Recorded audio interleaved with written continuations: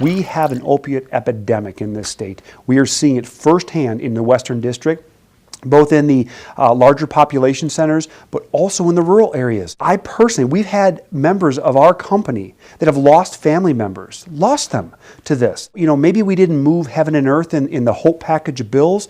We took steps, and I'll continue to make that fight a priority of mine. If we haven't done enough, what are your ideas on next step to fight this epidemic? Awareness and education. What are your thoughts on the next steps to fight this problem? So when I talk to law enforcement in my area, this is the St. Croix County Sheriff's Department, Polk County Sheriff's Department, Burnett County Sheriff's Department, what they tell me the most important thing that we can do, is, both with heroin and meth, is to build Trump's wall.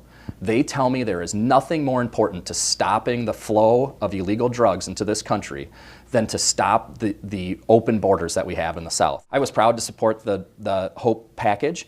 I will continue to support the HOPE package, but we can't forget that while heroin is a big problem, particularly in the eastern part of the state, in our part of the state, it's really meth. It is the big, big problem. Yeah, the Attorney General's office says meth cases, unfortunately, are growing dramatically in western Wisconsin. One of the reasons that I'm supported by law enforcement like Burnett County Sheriff Ron Wilhelm is because I'm committed to continuing to work on that issue, to provide the resources necessary for law enforcement to fight that issue, and to getting it back under control. They can save a life. In fact, after passing the bill, Hudson Police Chief Marty Jensen told me within 1 week of arming his team, his officers with Narcan, they had a save. That's wonderful.